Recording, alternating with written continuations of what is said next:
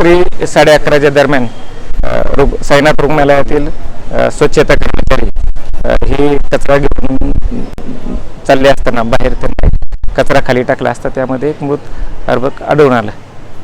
या संदर्भाने चौकशी केली असता काल जे आहे ते साईनाथ रुग्णालयामध्ये एकही डिलिव्हरी झालेली नाही आहे। रात्री 11:30 नंतर एक डिलिव्हरी झालेली ती बच्चू एकदम सुखरूप आहे।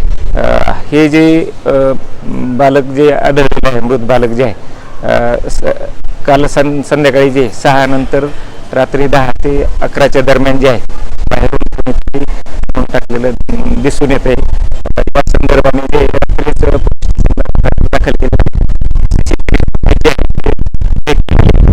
अजून